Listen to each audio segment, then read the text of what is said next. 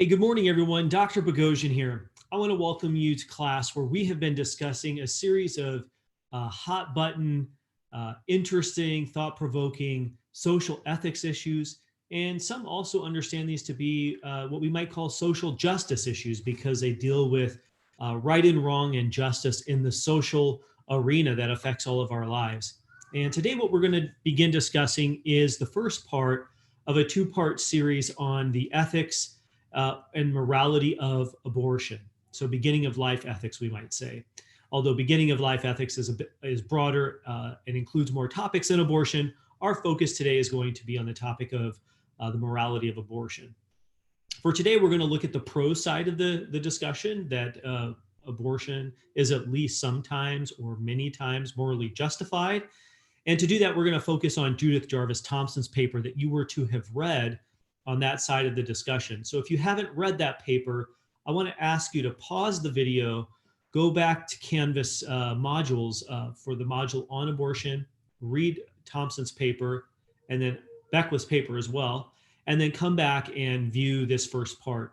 The other thing I would like you to do is to download the handout, the note sheet, to follow along this presentation as well as the second one on the other side of the discussion, which we will take up in the next lecture. Let me go ahead and share my screen with you, and we're going to jump right in.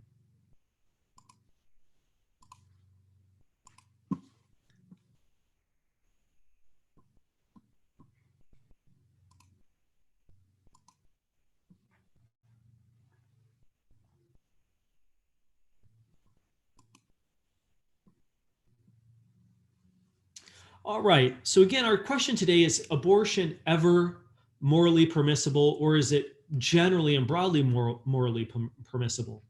And to get us going and thinking about this discussion, I'm going to define some important terms right out of the gate. And it's important that you get the definitions of these terms down on your sheet and that you're mindful of them throughout, because we're going to use some precise terminology and we're going to mean the same thing throughout as we use these terms.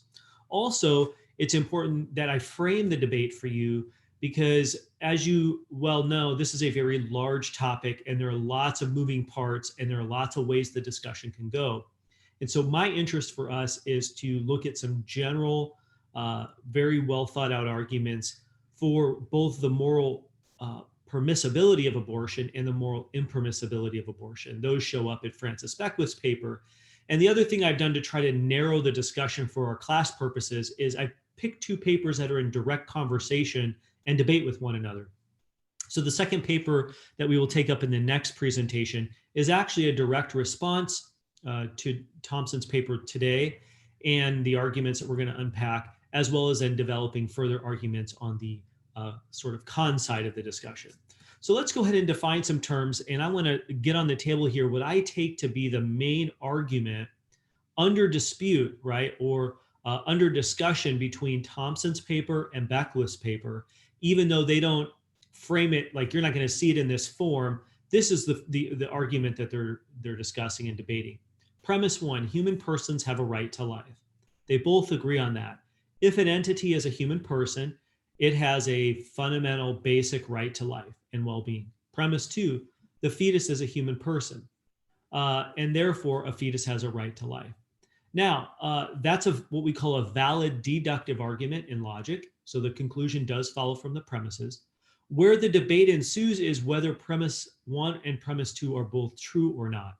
All it takes for this argument to fall down, right, or to be undermined is for an arguer to plausibly and successfully argue against one of the premises. They don't have to refute both of them. They do have to argue against one of them. So what Thomson is going to do today is she's going to defend both premises, okay? In fact, she's actually going to defend premise one, and here's the general approach to her paper. She is actually, one of the reasons this paper is still being read today, even though it's many years old now, is she sought out argumentatively to give the pro-life, so-called pro-life side of the debate, Beckwith side, give them as much as she could give them, something that they want in the debate. And that's premise two. And that is that a human fetus is a human person, an unborn entity, right? A baby, unborn baby is a human person. There's a whole literature debating whether or not the unborn are persons or not. And Thomson doesn't actually believe that a fetus is a person, but she's going to say, okay, let's suppose for the sake of argument that it is a person.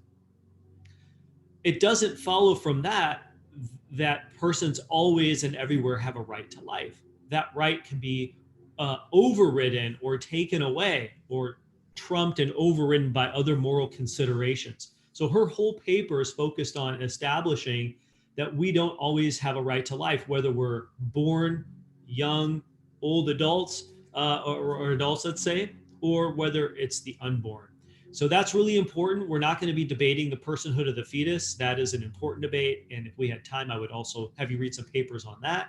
But for our debate, we're going to focus on whether or not the baby has a right to life, or whether any human has a right to life, and when they do, what it sort of pins down or grounds that right to life. So here we go. Let me first define two terms. Feticide is what we often call abortion. Feticide is, by definition, the intentional taking of an unborn entity's life. The embryology is conclusive. The unborn are living beings, right? They exist and they're alive from conception. The question, right, is it a living human person? Now, she's granting that, but feticide is the view that it's morally okay to intentionally take the life of an unborn entity. Infanticide, on the other hand, is the intentional taking of a baby's life post-birth or ex utero.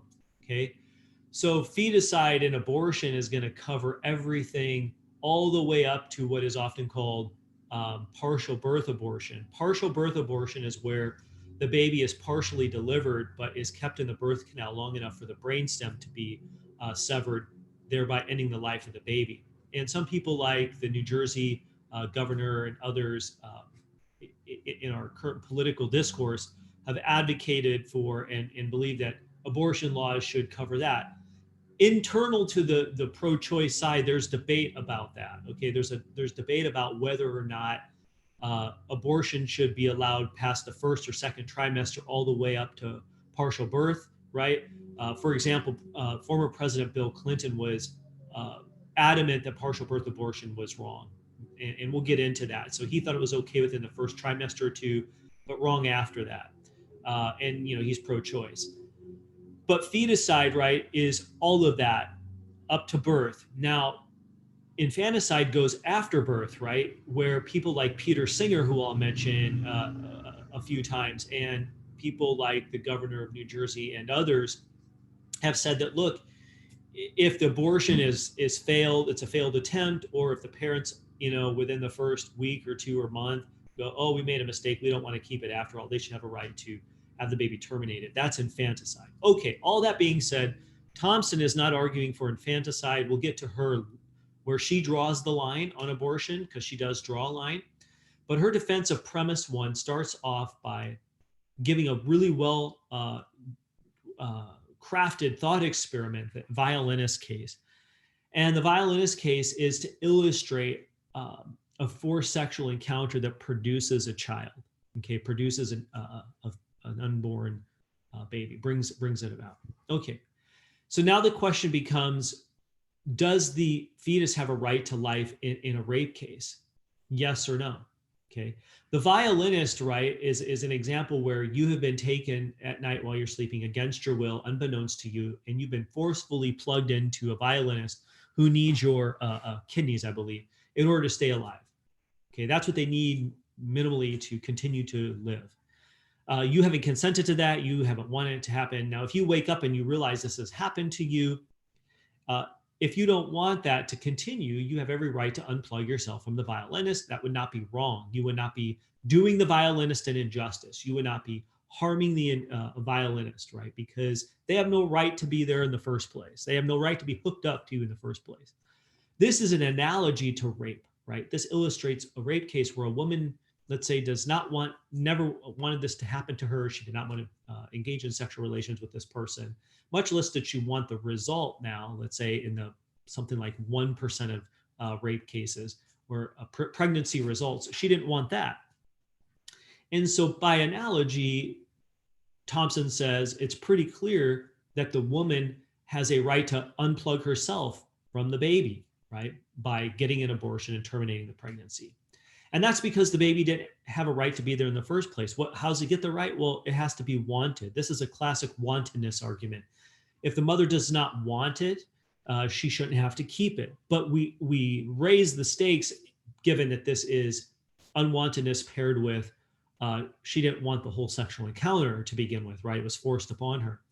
Just like the violinist is forced against his or her will to be plugged in to this person who needs their kidneys. Now, she thinks that that's a pretty strong knockdown, drag out argument that what might seem to be the initial right to life of the fetus is overridden by it not being wanted, by it not, let's say by the woman not wanting to have had the sexual encounter that produced it. And so abortion is actually a form of self-protection, okay? Self-protection. It wouldn't be a murder, right? Murder by definition is in the intentional taking of an innocent life. Thomson is thinking here that abortion is not that. The baby is not an innocent life. It had no right to be there in the first place. It wasn't invited to be there by the mother. It was forced upon her.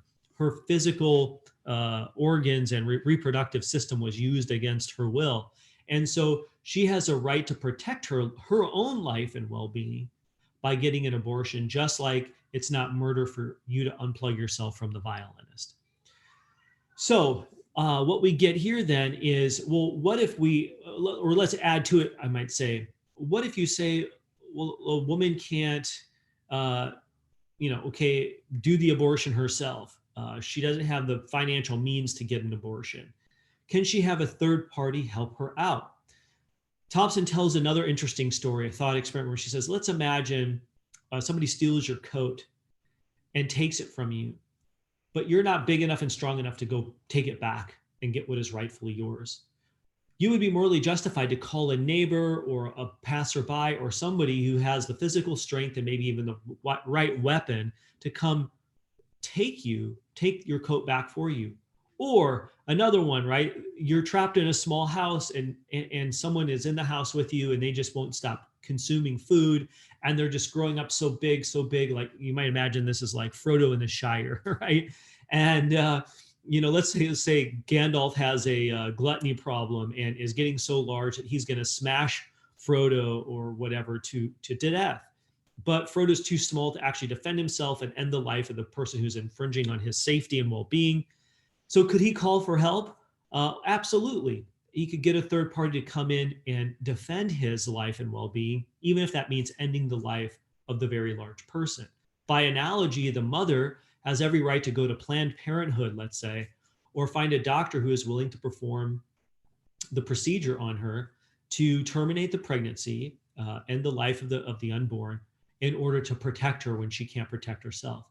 In fact, says Thomson, what we shouldn't do is say, hey, you're on your own. Good luck. Go get a coat hanger and do a back alley abortion. That's incredibly dangerous. Instead, you have every right to go get the right help, okay, from a third party. Now, a third party isn't obligated to help you. If I call out and say, hey, neighbor, come help me. Someone's breaking in and stealing my new TV. My neighbor can say, hey, not my problem. I don't want to bother. I don't want to get in the middle of this. I'll call 911 for you, though. They're not obligated to get your coat back. They're not obligated to get your TV back. And a doctor is not obligated to perform an abortion. Now, I want you to think about that because there have been emergency room doctors since Roe v. Wade who, as an issue of conscience, are opposed to abortion and do not want to be made to perform an abortion, like if a woman comes into the emergency room. I know of one case in the Central Valley here where a doctor was written up and it eventually led to his departure from a hospital within the Central Valley here because he did not want to perform an abortion, and the administrators thought that he was obligated to do that. Thomson, interestingly enough, disagrees with that.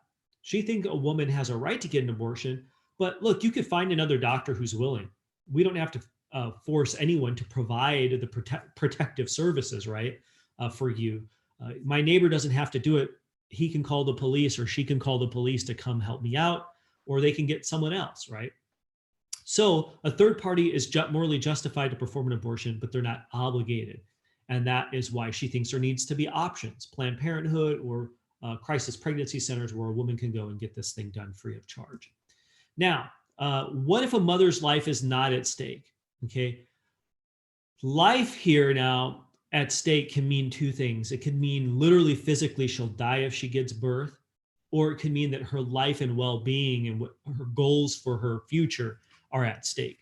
So let's suppose a woman gets pregnant while she's in law school and thinks, well, I'm going to have to drop out of law school and that's going to derail my professional trajectory. Well, Thomson is saying by life at stake, that's what she has in mind. That kind of person who's in law school is on a really successful career path. And all that would be derailed if she is to stop and carry the baby and become fully responsible for it, especially in a rape case. But even in a non-rape case, okay, in either type of case, let's suppose the mother's life is not at stake, either physically, like she's going to die, or her kind of biographical life, let's say. Does she have a right to an abortion? Thomson says, well, that depends on what we mean by a right to life. And there are two meanings of the phrase right to life. It's an ambiguous phrase. So we need to disambiguate it. We need to look at two clear meanings of it. Meaning number one is a right to life could be, I have a right to the bare minimum needs to keep me alive, right? That would be the violinist. The violinist has the bare minimum that they need are healthy kidneys to continue living. Do they have a right to life in that sense? Well, no, they don't have a right to use your kidneys simply because that's the bare minimum they need, right? You don't owe that to them. She uses the example of a Hollywood celebrity. So let's update the example since hers is kind of dated. Let's put whoever you want in there, whether it's Brad Pitt or Angelina Jolie or P. Diddy or Beyonce or whoever is someone that you think of as a celebrity. And let's suppose all you need is for them to fly from Hollywood on their private jet very quickly to come and touch your forehead to make you well. And that's all you need. All it's going to cost them is very little to hop on their private jet to come and do that, a few hours, and it's all done. Now, are they obligated because that's what you need to stay alive? Are they obligated to come do that, provide that service for you? Absolutely not, says Thomson. By analogy, a woman isn't obligated to provide the bare minimum needs to the baby to stay plugged into her reproductive organs to bring it to term. Meaning number two, right to life could mean a right not to be killed by anybody. Does a right to life mean that in the case of abortion? Well, no, because we don't have a right, the baby doesn't have a right to not be killed by anybody given previous considerations. And especially if the mother's life is at stake. Now, even if the mother's life is not at stake, the baby doesn't have a right to not be killed because, again, it doesn't have a right to bare minimum needs. It doesn't have a right to be there in the first place, she believes. And that's because if it's not wanted in that location by the woman, the baby doesn't have a right. So wantedness and rights kind of go together here. The mother confers rights on the baby by wanting it, okay? Now, there is a line here. Right to life means we have a right to preserve our lives, but not by any means necessary, right? I can preserve my life, but I can't forcefully plug myself into your kidneys to stay alive, or drain your bank account, right? Or extort money out of you. Fill in the blank, right? Manipulate you in some way. I do have a right to life and a right to well-being, but I can't do anything I want to preserve that right. Same on the case of the mother and the baby. The baby might have some kind of initial right to life, but the baby doesn't have a right to have its existence preserved by any means necessary, including being carried to term when the mother doesn't want it, when the mother thinks it would be a bad choice for her to keep the baby, to carry it to term, or even carry it to term and adopt it out. Now, there's an objection she imagines to this argument, and it says, well, what if she's engaged in consensual sex? Isn't she morally responsible for the results of engaging in that type of activity? We've all had the birds and the bees talk, after all, and we know that if you engage in sex, it's a high-risk activity. You could get a disease or transmit one. You could get someone pregnant or become pregnant. And so if a woman engages in sex, even just for pleasure, she is well aware that it could lead to a pregnancy, even if that's not what she wants. And so by engaging in certain kinds of activities, responsibility comes with engaging in those activities, whether we want the results of engaging in the activity or not.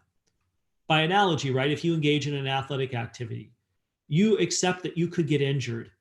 You accept that you might not win and there could be unwanted consequences, right? Or whatever, but especially like getting injured, right? That's just part that could happen. It's not guaranteed to happen, but same for sex, right? It could happen that a woman becomes pregnant, but it's not guaranteed.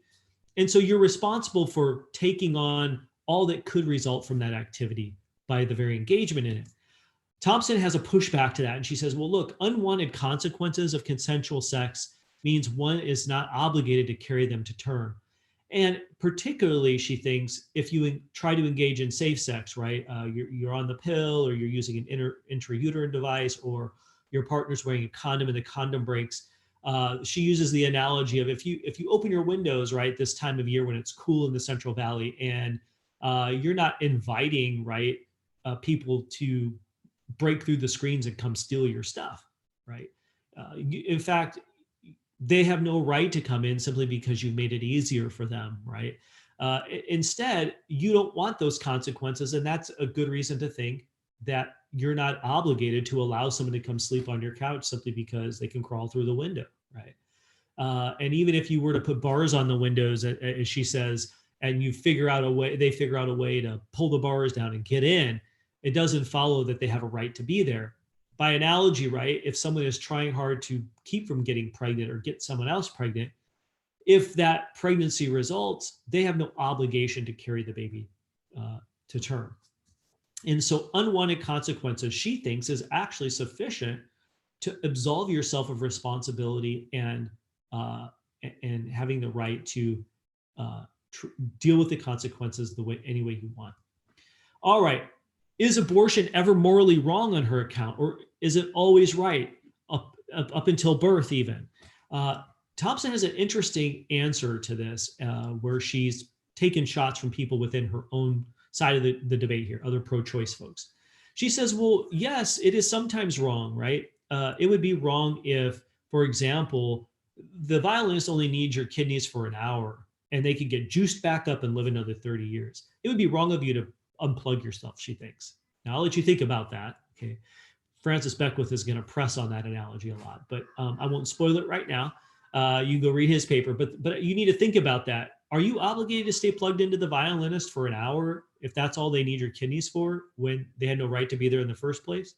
And is that like pregnancy? She thinks, well, look, if a pregnancy only lasted for 9 hours instead of 9 months, the mother would be morally calloused, right, to not carry it to term. She could carry, go 9 hours. There would be not all these weeks of morning sickness and all the, discomfort that comes with 9 months on her body and et cetera, et cetera. And so she would be obligated to keep it, right? Now, there's an important difference between being a bad person. Now, get this.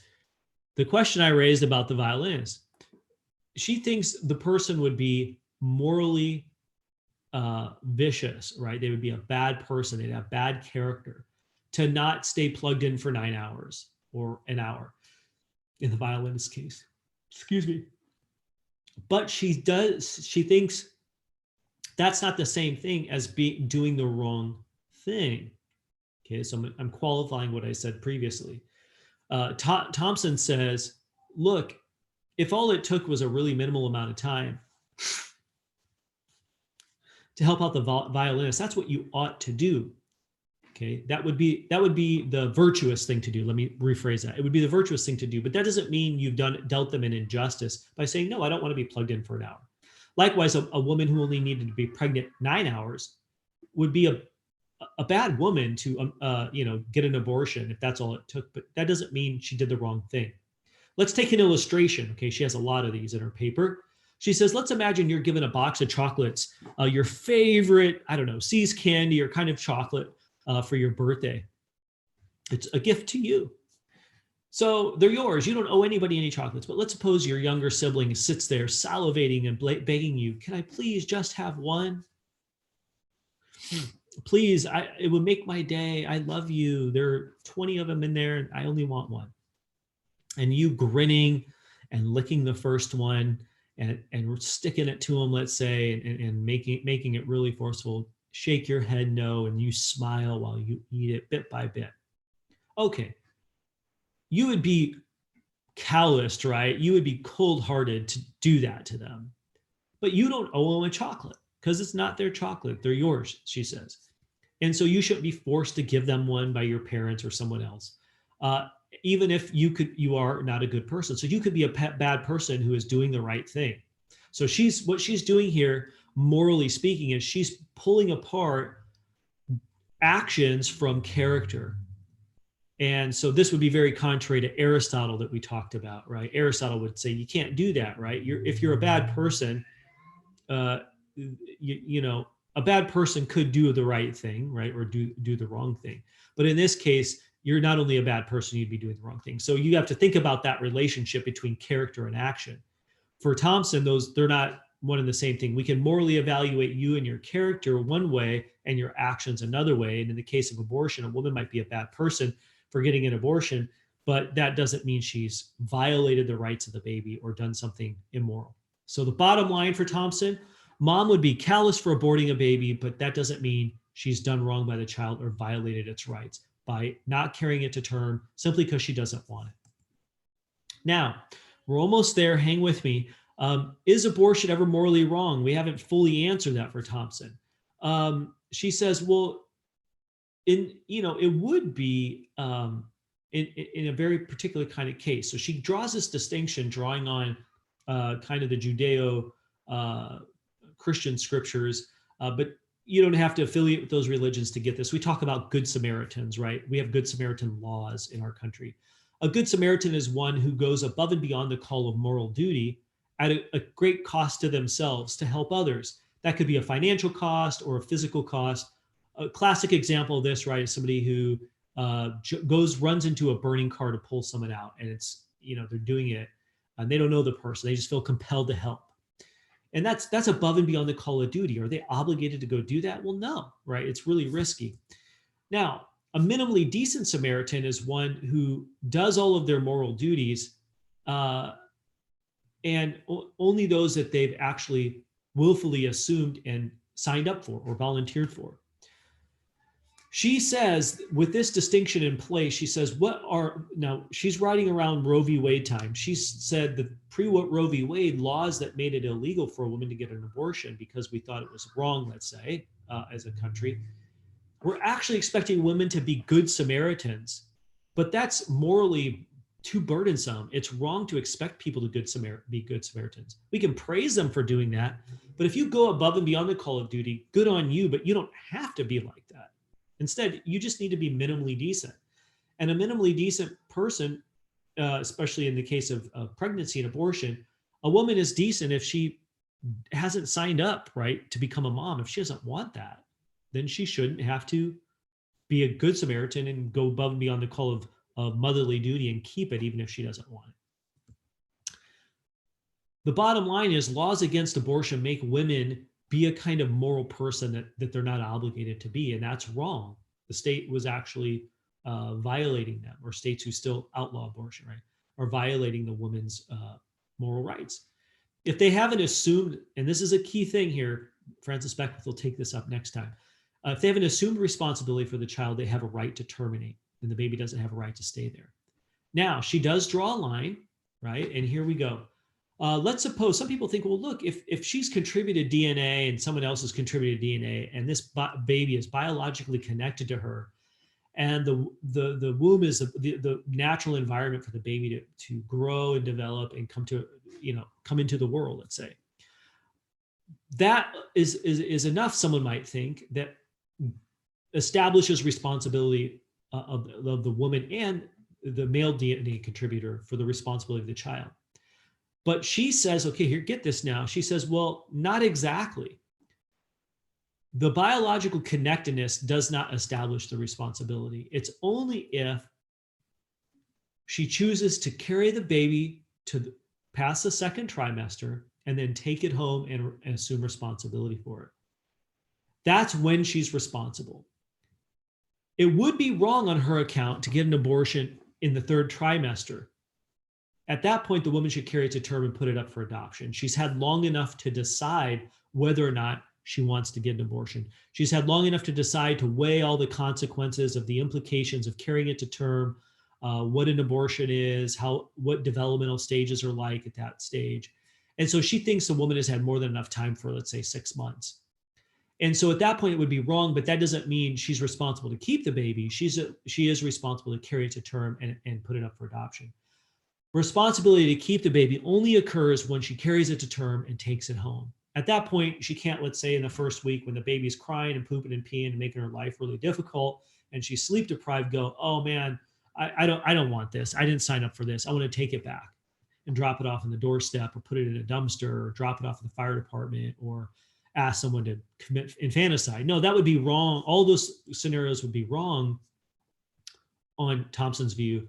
But if it seems like a large burden to keep the baby, the parents have a right to terminate within the first 2 trimesters and have a right to put it up for adoption after that.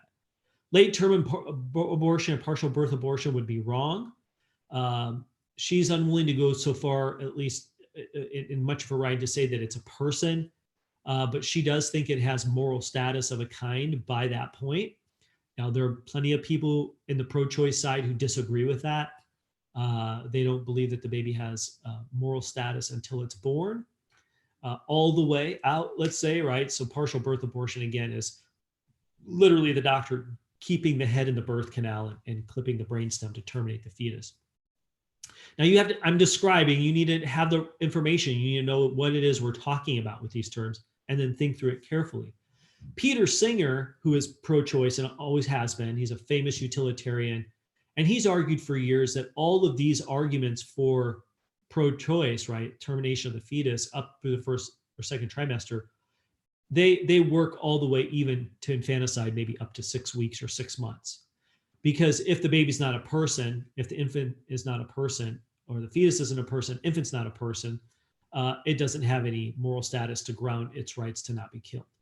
Now, that's not Thomson's view. Those are other people's views. I'm going to pause there for today. That kind of brings her side of the discussion up for debate, to the table, excuse me. So I want you to think carefully about it. What lingering questions do you have? What objections do you have? Is the violinist case analogous to the abortion case? Do we have rights do we have responsibilities, morally speaking, only if we want them, only if we assume them? Or do we sometimes have responsibilities, morally speaking, even if we don't want them? And how might that work? We are going to pick up the critique of Thomson's view and the pro-life side next time. So make sure you've read not only her paper, but Francis Beckwith's paper. Otherwise, have a great rest of the day. I'll see you back here for the next presentation. Take care.